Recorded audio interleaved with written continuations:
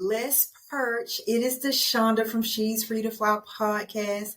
Today I have a special guest, a dear friend of mine. We have been friends for over 30 years. We matriculated through middle school and high school together, and life just brings you back around to just who you are as a person.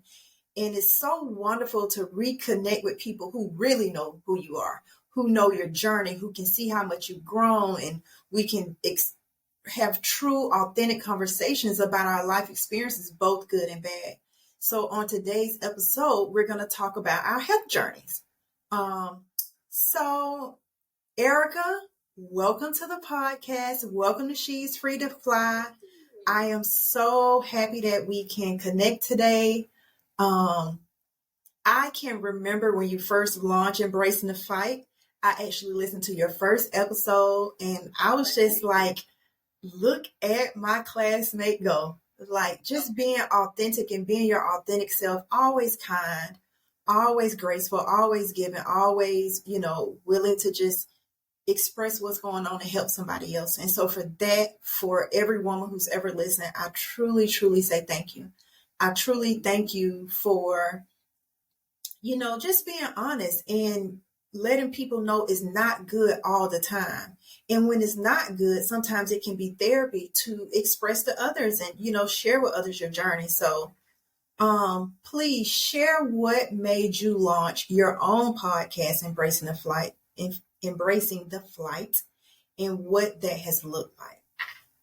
So the reason that I came up with Embracing the Fight was because if you think about it, growing up in the 70s, 80s, 90s, you remember the older people in your generation, like your grandparents and aunts and uncles. Whenever there was an issue, whether it was a mental or a physical issue, nobody really talked about it. Yeah. Kids got pushed off into the back room like, oh, this is grown folks, conversation.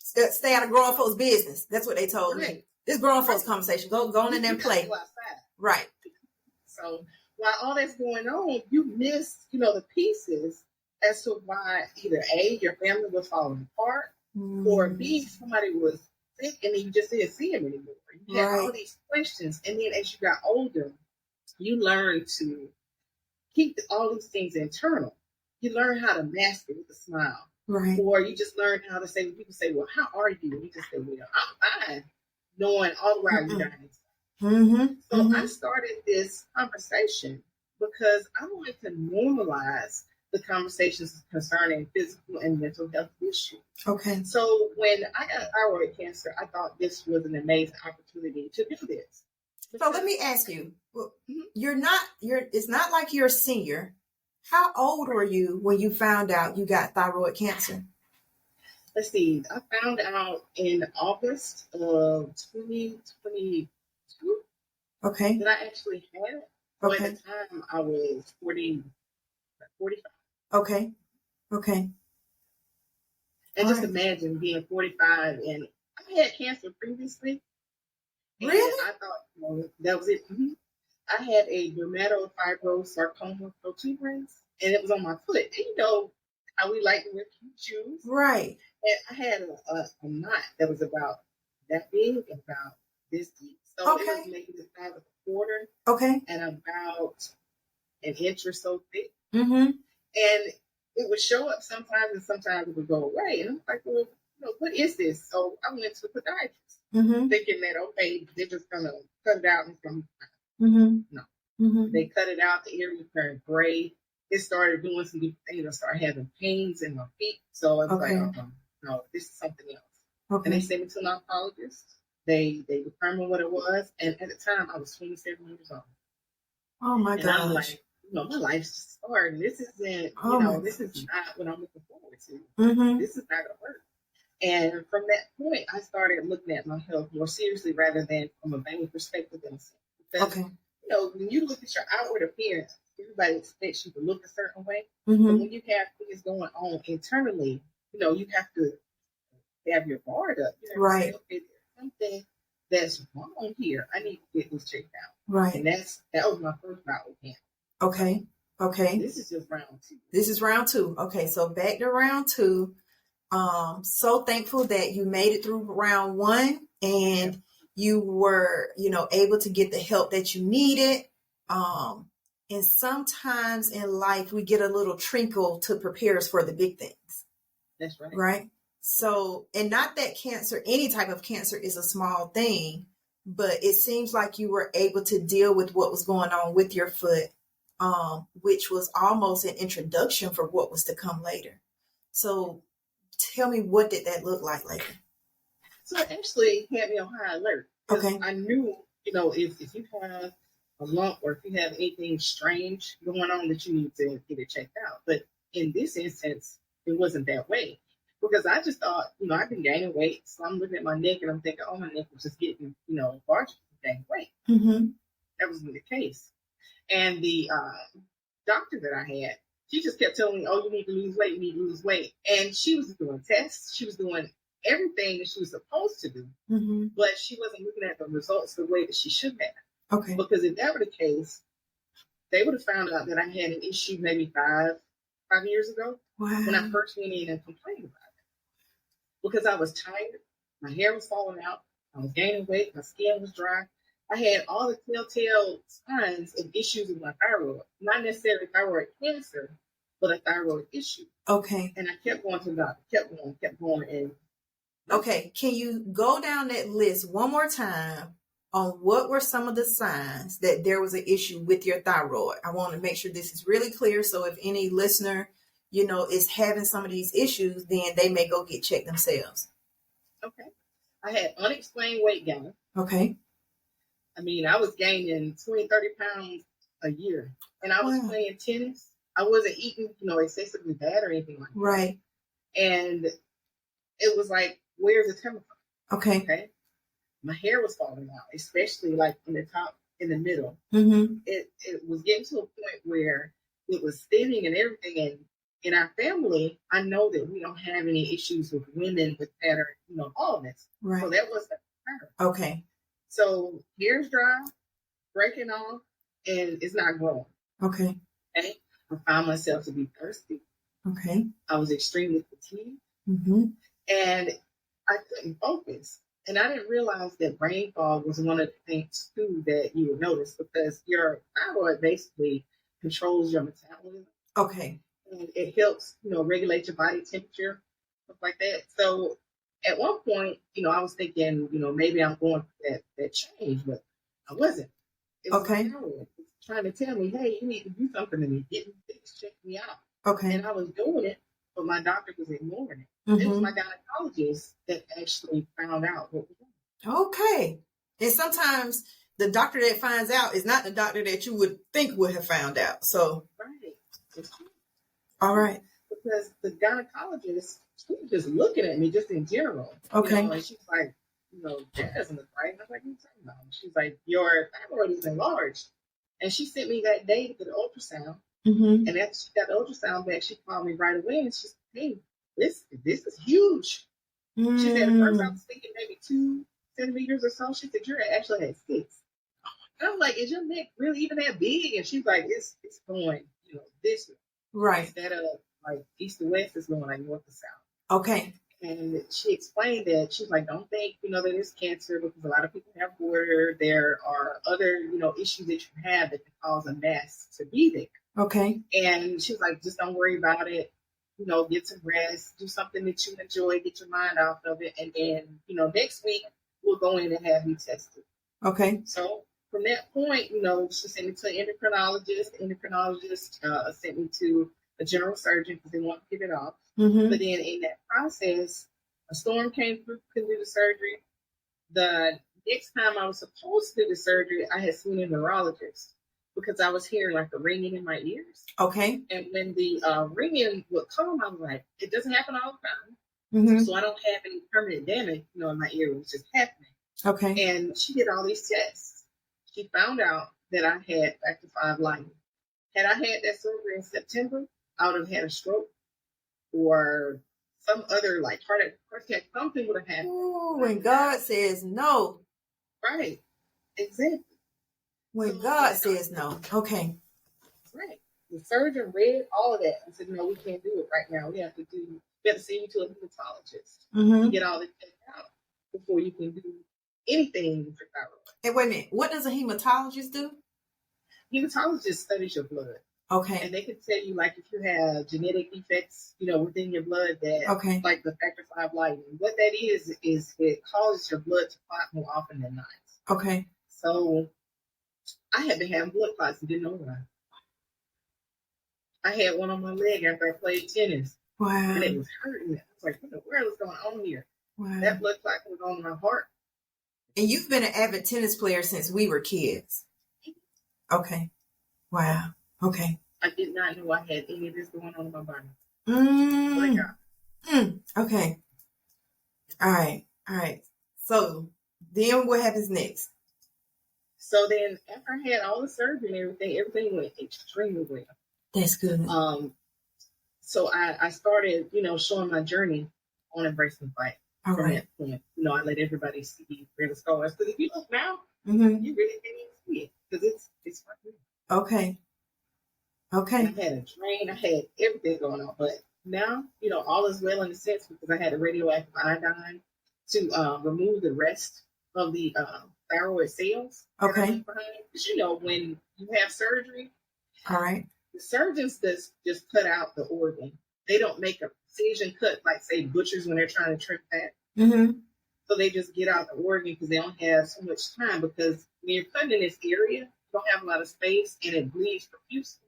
Okay. So you have to, do it pretty quick. Okay. It can't be one of those surgeries that last 5-6 hours. All right. Okay. So once they get it out, they know that some's going to be left behind because they're not going to go back and say, it's some right there. Let me cut it out. They just say, okay, we're going to come back. We're going to determine if you need, radiation or anything like that. So because it was so large, the mass was so large on my thyroid, they had to do the radioactive iodine in order to kill the rest of the cells. Okay. Now, the downside of the radioactive iodine for like younger women that are looking to get pregnant and have kids, they advise against it for at least a year. Okay. So it doesn't do anything else to you. And you're not supposed to be around pregnant women or children right when you have this done. Okay. Because you're basically glowing. You're radioactive. Wow. Okay. Yeah, so they tell you to stay 6 feet away from people after you get this done. So that was an interesting thing. Hold on, wait a minute. So, okay, I've never thought about this. Now you're making me think about stuff. Okay. So, when people have cancer and they get radiology, they're radioactive. No.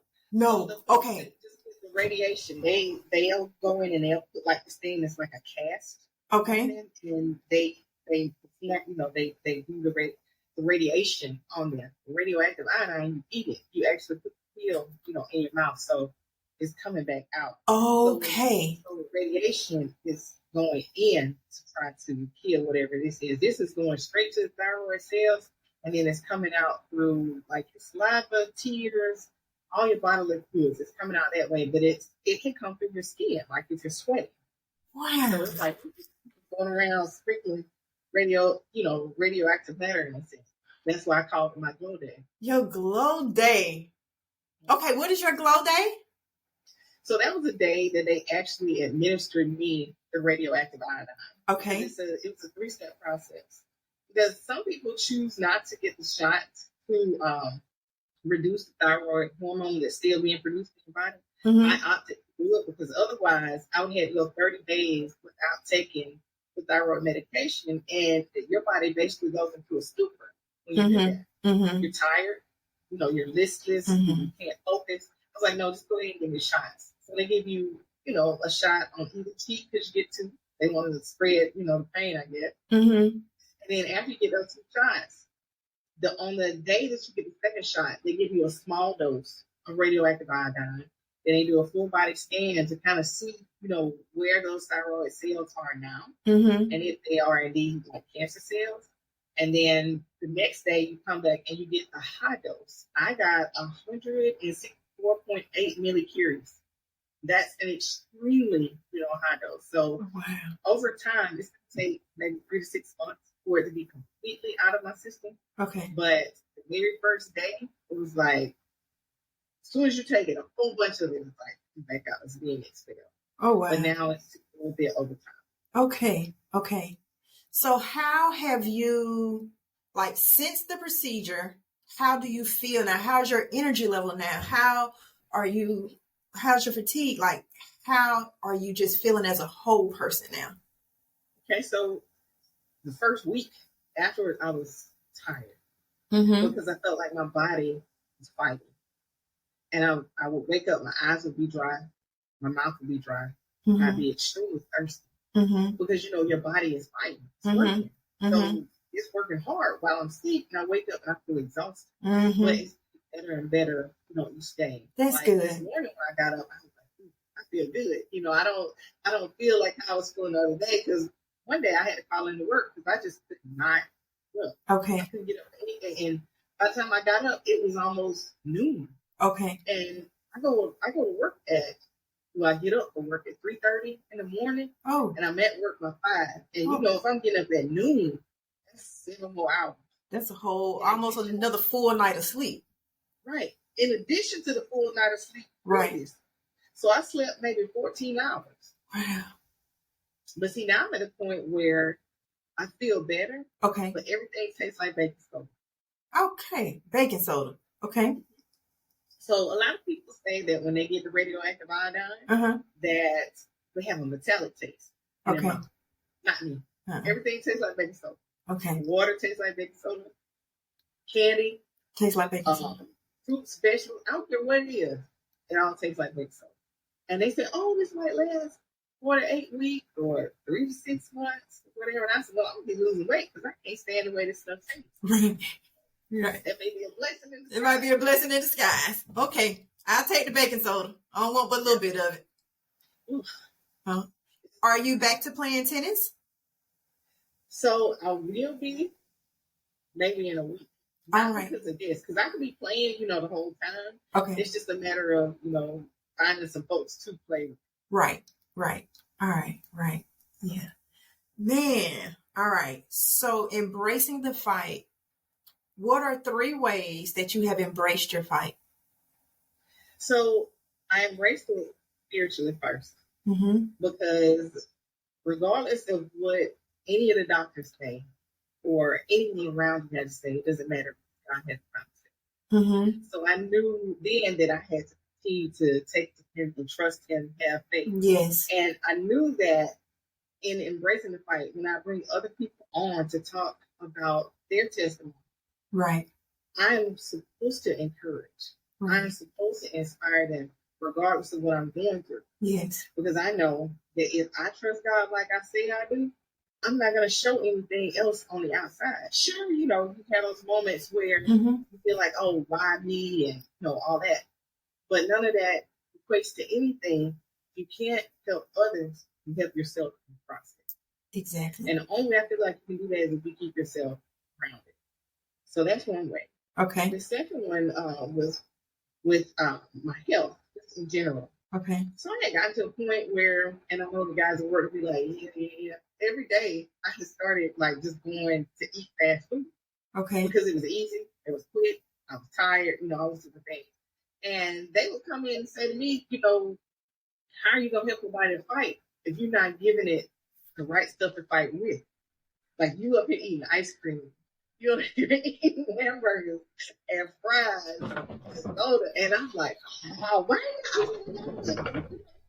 you but I gave in and started to cook more and eat, like I'm supposed to.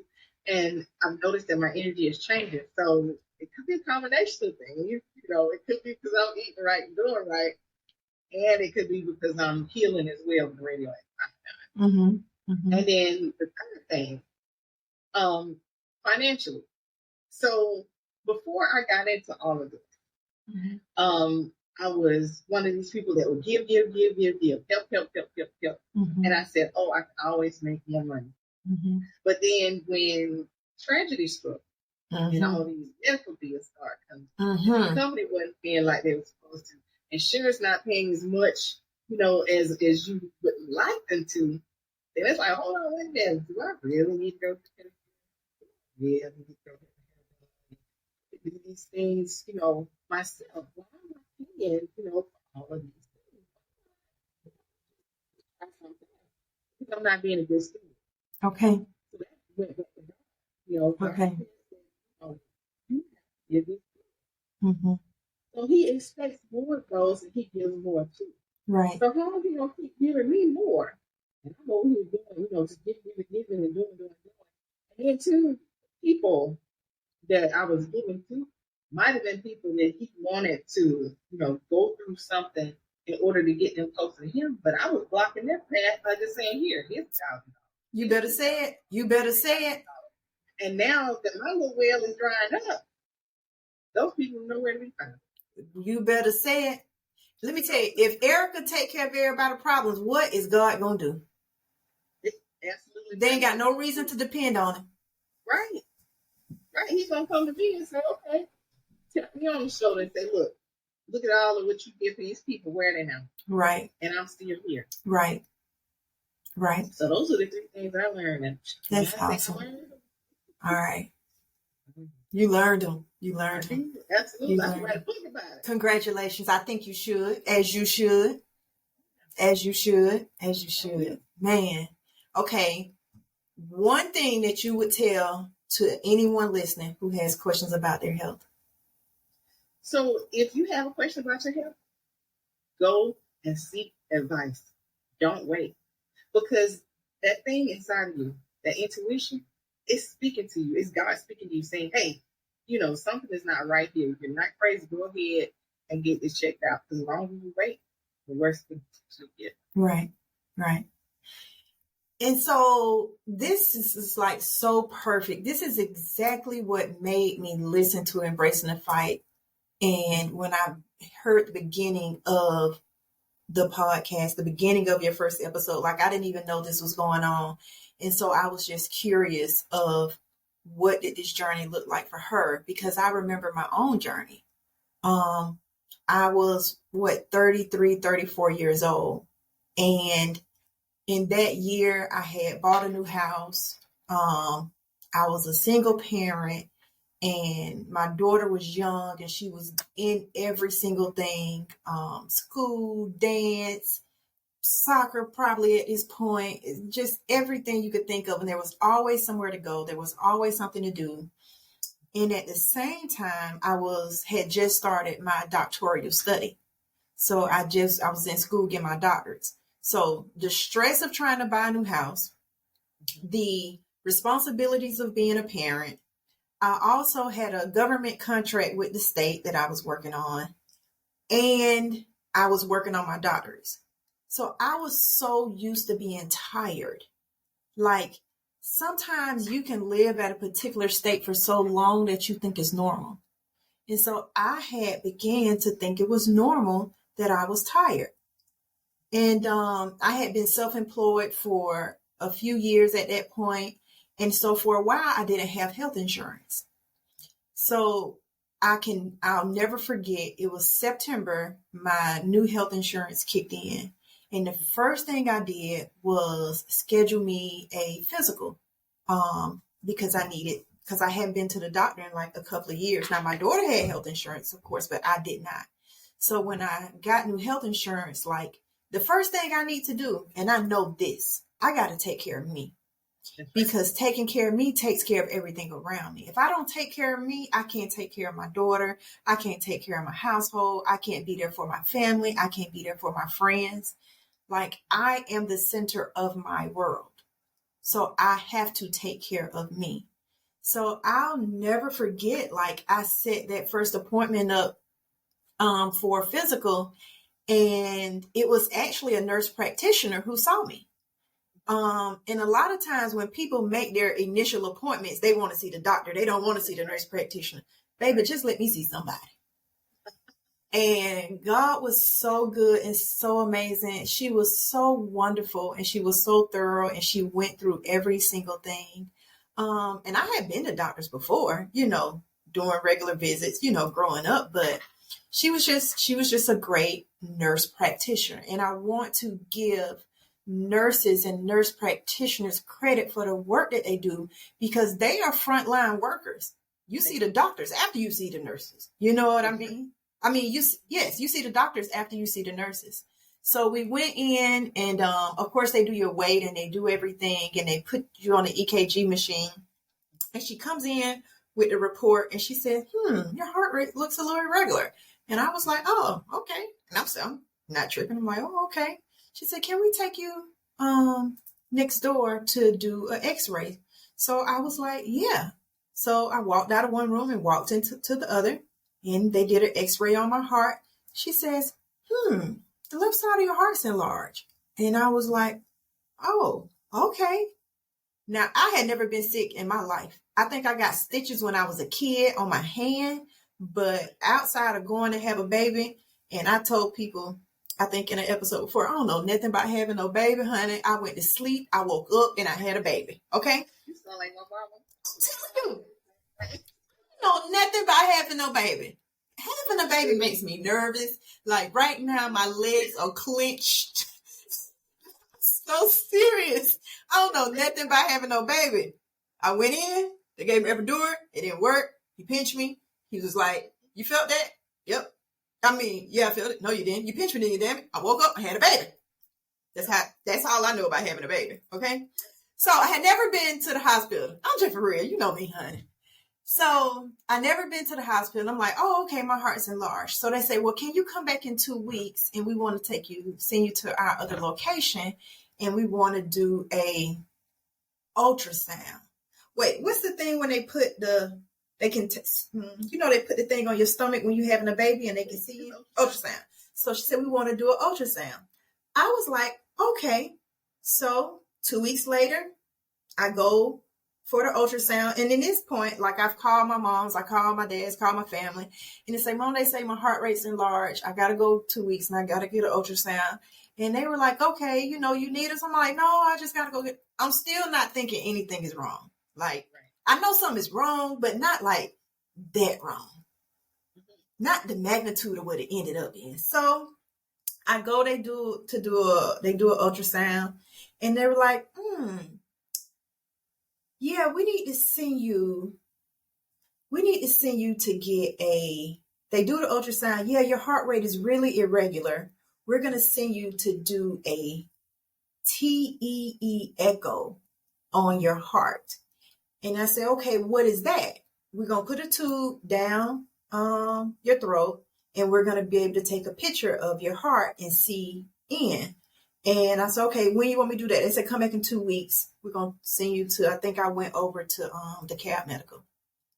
So in 2 weeks, I go back.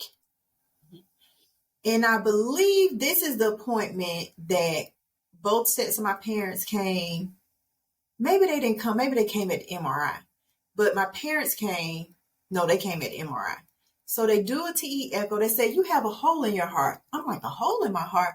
How do I have a hole in my heart? Like, I've been good all my life. Like, for real, for real. I'm for real. I've been good all my life. So they said, we need to do an MRI. Yes, it's the MRI that everybody came to because they give you some medication and all that kind of stuff. So now my parents come into town, both sets of my parents. My mom and dad came from Macon. My dad and mom came from North Carolina. So everybody's there. And we're all sitting in the weight room. I go back. They do then they do the MRI. So when they come back from the MRI, they were like, you have a hole in your heart the size of a 50-cent piece, and it's an oval. And I'm like, what? How am I living? Like, right? I got a hole. Like, how do you live with a hole in your heart that big? Grace. Say it again. Grace and mercy, baby. When I say grace and mercy carried me through, grace and mercy carried me through. And that is why I operate with such a joy in my heart. And it's just my natural essence just to be thankful and joyful like I am thankful. I tell people all the time, start saying thank you. God will give you something to be thankful for. That's right. Just start saying thank you. He'll give you something to be thankful for. And so during this process, they was like, okay, You can have a procedure where we go through your groin and go up to your heart, and then we end up putting an umbrella over the hole.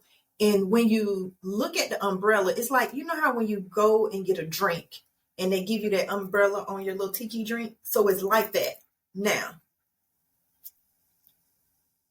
I am a little smart, just a little bit.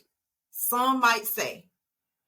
But you can't put a circle over an oval and the circle is not bigger than the oval and it still not be a hole. You just can't do that. Some gonna, come through. So what I did, and this is what I try to tell people all the time, you pay doctors. You pay the surgeons. You pay these people. They are working for you. You have a right to ask whatever question you want to ask. And I am so big on that. Even sometimes, like, my family go to the hospital, like, I'm coming because I need to talk to the doctor because you got to answer some questions for me. Right? You just got to answer some questions. I literally went to the offices of about 4 surgeons and interviewed them to ask them about the procedure, how long they've been doing the procedure, what does the procedure look like, what is the recovery time? Because I'm like, you're not going to have me coming back in here in 5 to 10 years. That didn't work for me. So the next course was open heart surgery. So I elected to have open heart surgery because I wanted a long-term result versus a short-term result. Give me something that's going to last me a lifetime. So I interviewed 4 surgeons and I end up connecting through research and just finding out what doctors did. I interviewed the chief of cardiothoracic surgery at Emory Hospital, who at the time was Dr. Guyton. And I think he may still be the chief. And he did a procedure. So most of the time when people have open heart surgery, they go straight down the chest and they crack the sternum. Now, young vain me, if I didn't have to, I didn't want necessarily a scar going down my chest. If I didn't have to, if there's another option, give me the other option. So what he did, he does an incision under the breast. So he went under my right breast to the other side of my chest and took the heart. The heart is in a sac. So he took the sac that the heart was in, took that sac and covered the hole. And that was the long-term procedure that we elected to do. And he was amazing. He was awesome. So I got hundreds of questions from what you said so far. Okay. So the first question, because not a lot of people, know you personally, but when I hear you say both sets of your parents, and you say your parents that are in Macon and your parents that are in North Carolina, the ones that are in Macon, that's Al's parents? Nope. Okay. So when I went to the MRI, both sets of my parents, my father and mother divorced when I was 4 years old. Okay. My father has been remarried since I was 7. My mother has been remarried, I don't even know how many years, right? But my parents co-parent me as a whole. I guess, is that quad parent me as a whole? Is that the term? I'm making up a new term on the podcast. They quad parent me, okay? And whenever there's something going on with me, whenever there's something going on with my child, my parents will come together, okay? So when I did the MRI before the procedure, my 2 sets of parents came. Now let me take you to surgery day. Surgery day, both sets of my parents came. So my dad and my mom came. My mom, I don't even know if my mom was remarried at the time. My mom was there. Al's parents were there. And a host of family. Like my blended mom side of the family was there. I think they said my sisters came up or I was talking to them on the phone. But a host of people were at this hospital. because they all love me. Mm-hmm. And so I was surrounded by love when it was time for my surgery day. Now, most of my appointments leading up to the surgery, I went to by myself. I really did. And I had several appointments. I went to them by myself because I don't think no one knew just how major the surgery was or what was going on. Like, you couldn't imagine how big it was until it was over. And you're like, wait, did that just happen? Because it happened so fast. I have a cousin right now that whenever we talk and the topic comes up, he tells me the guilt he feels for not being there with me during that time. And I had to tell him, like, I ain't know either. Like, nobody knew how major it was.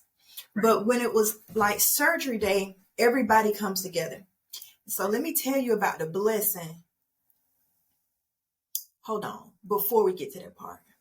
Okay. During the whole time of me preparing for surgery and going through these appointments, so you know how you mentioned how your coworkers were like, what you eating and stuff like that?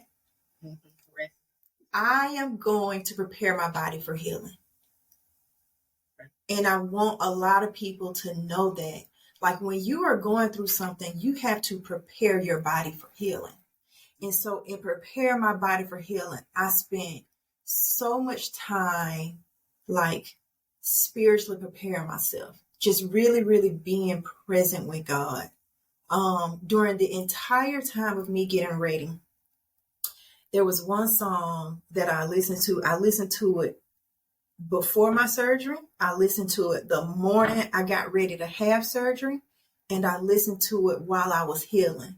And the song says, all I need is a touch from you. Okay. All I needed was a touch from God. That's all I needed. And I knew that was all I needed. And even when I go back and think about it, like, when you have open heart surgery, you literally die. And they have a body holding your organs in rhythm and together. And without that touch from God to get me back, it wouldn't have happened. All I needed was a touch from God. So that's how I spiritually, like, really prepared myself. So I do have a follow-up, for the question about, your parents. And this is a perfect segue into it. Uh-huh. Because you're explaining, how you prepared yourself spiritually. But when I was asking about the parents, and I was, thinking about Mr. and Mrs. Lucas as well, I started thinking about your daughter. Mm-hmm. How was that for you emotionally, knowing that you had a hole in your heart? She previously lost her husband, and now your daughter's here. And it's like, okay, where is she going to land? You're a mother of a daughter. You're sitting there saying she's going to get married one day. She's going to have kids. And if I'm not here, what is that going to look like for her? How did that impact you emotionally?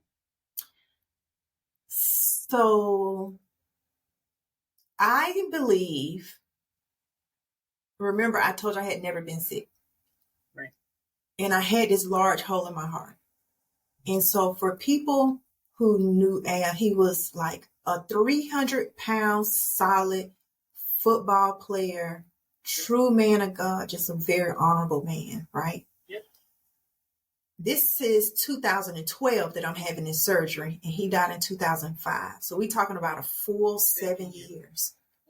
Like there is God has his own rhythm, right? And I found out I have this hole, and now I'm going for this procedure. And so I have this daughter who is 9 years old at the time.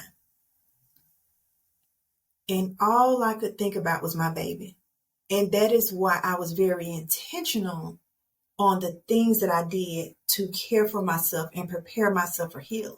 I wasn't preparing myself to die. I was preparing myself to heal. I wasn't sitting crying thinking about what was wrong with me. I was meditating and focused on what was right and how I was going to get it right and what God was going to do. I meditated daily. I walked, I ate, like the things I did, I prepared myself for healing. When we were getting ready for the surgery, like my family was going to come to my house and care for me and stuff like that. My mom had come up, my dad had come into town. And I remember going to Home Depot and getting some flowers to put in my house, some different plants and stuff, because I'm creating a space for peace. Like I'm so conscious and intentional on certain things, like I'm creating that. And on my way back from Home Depot, I'm driving my car, and Home Depot is less than 10 minutes from my house. I'm driving my car, and the Holy Spirit speaks to me, and he says, you are going to be here and you are going to live because you have to be there for her. Like, God has a plan for her. God has a plan for each of us. And for God to execute his plan, there are certain guides and there are certain people that have to be on this side or the other side to make that happen. But God told me I had to be on this side. He told me I was going to be there for her, and I needed to be there for her. And because of that, I would live. So I wasn't moving in fear. I was moving in faith. I was moving in knowing what God told me. I was moving in knowing God's promise. Like, that is what I was doing. So someone, some young woman right now, she's listening to your story and she's exhausted. And she has a newborn. And she's saying to herself, oh, I'm just tired because of this child. I'm just going to keep, doing what I have to do, not knowing that she may have something going on the inside. What was it that made you finally, go other than, have the insurance and, just getting ready for physical? I know you said you were tired, but what would you tell her to make her say, this is something you absolutely have to do? You can't just discount it until it gets worse. I would say, darling, at some point, you have to be tired of being tired. At some point, you have to love yourself enough to want the best of you for you first. At some point, we have to love others enough to want them to experience the best of us. I want you to experience the best of me. That's right. I don't want you to experience the worst of me. I don't want you to experience the tired of me. I don't want you to experience the stressed out of me, because I know who I am and I know what the best of me looks like. And even when I didn't know who I was, I knew I was a better person than how I was operating. I knew there was greater. And so I tell her there is greater for you. When you want the exterior in your life to turn around, it starts with you. It starts with the person. People are getting the best of me because I'm the best of myself. I didn't get that. Try again. Look, that's serious. Seriously, what you say? Look. Say it again for the people in the back. Say it again. Seriously, say it again for the people in the back. You getting the best of me because I'm the best of myself. Like, for real. And that is what it is. And having people who are concerned with your well-being. Yes. I want you to be the best of you. You telling me you're feeling bad, baby? What we gonna do about it? Me and my girlfriends, like, we have a group text. Okay, I scheduled my mammogram. You scheduled yours? Yeah. That's good. My girlfriends who are who are a little bit further in life, more seasoned. Yes. I scheduled my colonoscopy. Did you schedule yours? Women die of heart disease more than any. Go get it checked. Why not? I'd rather walk around knowing than not knowing. Right. People say ignorance is bliss. Ignorance is BS. That's what ignorance is. It's not bliss. Ignorance is BS, especially when you don't have to be ignorant. That's right. So that's what it looked like. That's what I'm telling them. Okay, and then when she comes back to you and says, okay, I don't have insurance and I have this child, what was recovery, like for you? Did you experience any losses or anything that would make you say, you know what, maybe I should have done something different or whatever? What would you tell this young woman? Because she's starting to worry now. Like, will I be able to take care of my child? Because it's just... You got to connect. You got to connect. Some people, I don't take for granted the family I have. I have an amazing family. There were probably about 15 to 20 people in the hospital. It might have been more than that. I don't know. I was back there late, right? I have an amazing family. But that is why a relationship with God is so important. Start calling the people that you want to your life into your life. A lot of people now, especially since COVID, have so gotten out of going to church. I was raised in the church. I'm going to go to God's house because I want to connect with his people. I want to worship with his people. I want to bless his people. I want to be blessed by his people. We have to start building relationships. You reach out to She's Free to Fly. Follow it on Instagram. So what is that about? She's Free to Fly. She's Free to Fly cross-generational conversations between women to love, to learn, and to lead. And we really do what you and I are doing right now. Just having conversations about life, having conversation about our experiences, because we all have something to share with one another. We all have something to learn from one another, and we all should be loving one another. Like, I just believe that. What made you do it though? It just came down one day and you said, okay, it's a good idea. No, so Mariah is 20 now. And since she has been in school, she's had different experiences. And each experience was to allow her to reach another level. I've always asked, what do you need in this point? I always ask God, what does she need? And so at each level, you're free to fly. You're free to explore. When she went off to college, she chose to go to school in California, and we live in Georgia. Baby, you're free to fly. When she got to California, she decided she was doing study abroad. She wanted to go to school in Paris. You're free to fly. She went to school in Greece. You're free to fly. She's back in California. She's free to fly. I'm just praying that the girl comes and lands and perch back in Atlanta with me just for a little while. She's still free to fly, but man, I told her the other day, because she's already accepted a job offer in Atlanta. And I told her, but she still has the freedom to interview and do whatever she wants. I said, Mariah, let me tell you something, girl. Now, I know I told you you're free to fly, but you bringing your butt home for a minute. I miss my baby. But in that, I realized I was free to fly. Yes. Even in my heart surgery. Think about your thyroid surgery. When we have these experiences and we go through what we have to go through, after that, we are free to fly. And us being free to fly helps other people become free to fly. Let me blow your mind. At the hospital, I'm having my surgery. When you have the major surgeries, you can ask for a chaplain to come over and pray for you, right? I asked for a chaplain to come pray for me.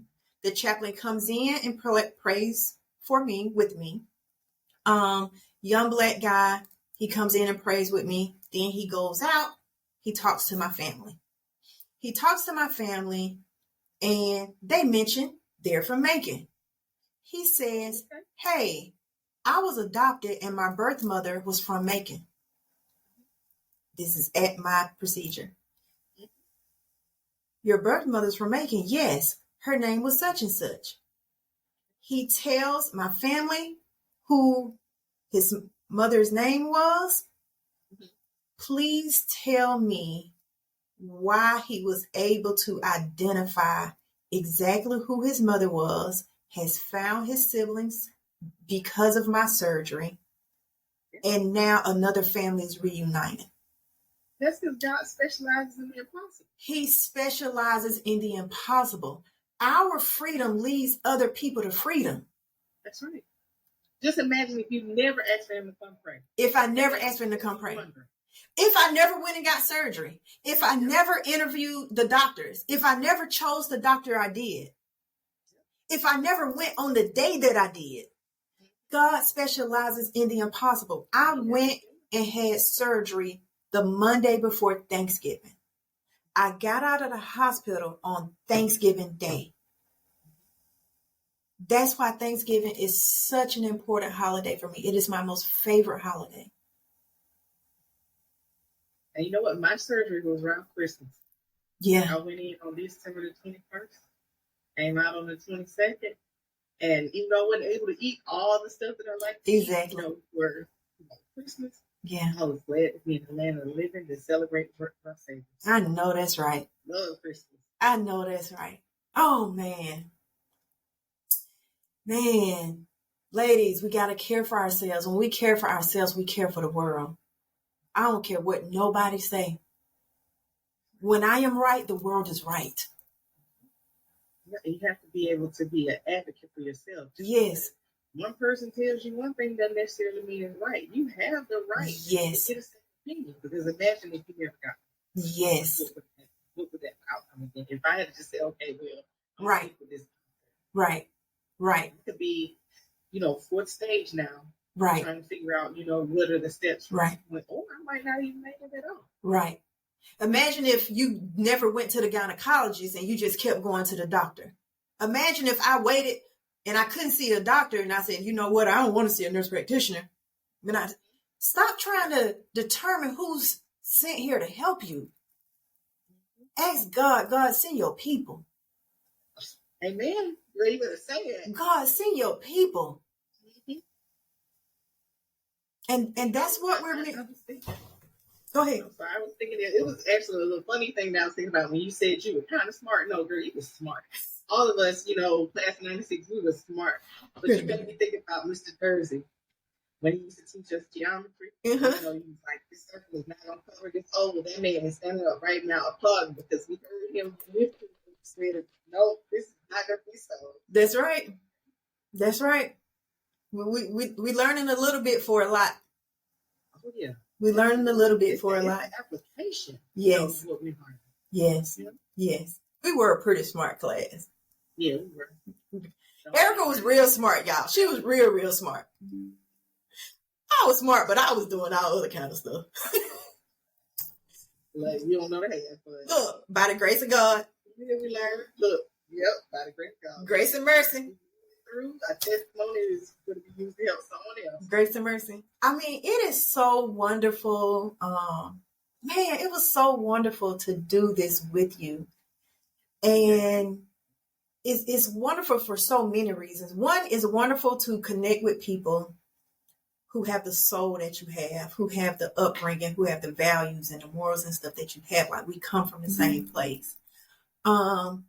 But more than that, it's also wonderful to record this podcast together for one another's growth, for one another's platform, and like for one another's audience, because that's what it is. It's an exchange of information. It's an exchange of love. It's an exchange of fellowship. And that is beautiful. Like, before we got on, so she used one system, I use another system. Y'all, I do not know how to work this stuff, okay? We spent about 20, 30 minutes trying to figure out, I'm going to get it. I'm going to get it. I'm going to get it.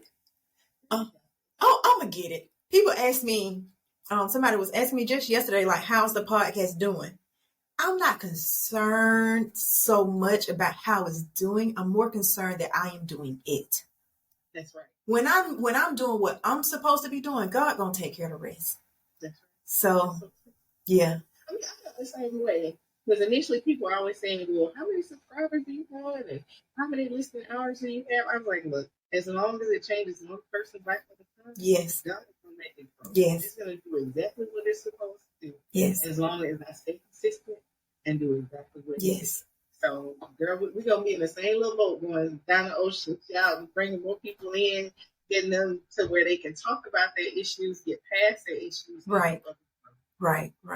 And I'll definitely be sure to refer people to you that who I know have had an experience that would be great for your listeners. I appreciate that. Yeah. And with all the older ladies, what did I say? Oh, all the seasons that are in my family, I know we can do a roundtable discussion with them and probably hear some things that will change lives and yes, more people to want to have this kind of. Yes, I hope so. I definitely hope so, because she is free to fly. I am that she, and you're that she, and they are as well. So, I thank you. I thank you. I always say thank you. I pray that you receive my love. I pray that you would feel God's grace And I pray that you share it with others. And I am signing out, and you may as well. Okay. But I absolutely love this episode because I haven't talked to you in years. I haven't seen you in years. It is so great to see you. I mean, you look amazing. You are so eloquent, and you're still so giving, so kind, so loving, such a beautiful person. And I'm glad that, God connected us in middle school and we're still moving forward. And you can see him in both of us as we go through our lives. Right. And anyone who's out there that's struggling with who they are, what they're going to do, take the time to check out her podcast because you're free to fly. That's right. And if you are struggling with something within and you're worried about your health, come embrace the fight with me. Yes. She's here. Yes. And God is here with us. Yes. So I'm signing out, and I just really am glad that we had a chance to do this. Me too. Me too. When you embrace the fight, you win. That's right. When you embrace the fight, you win. We both won because we embraced the fight. So thank you. Thank you for the invite.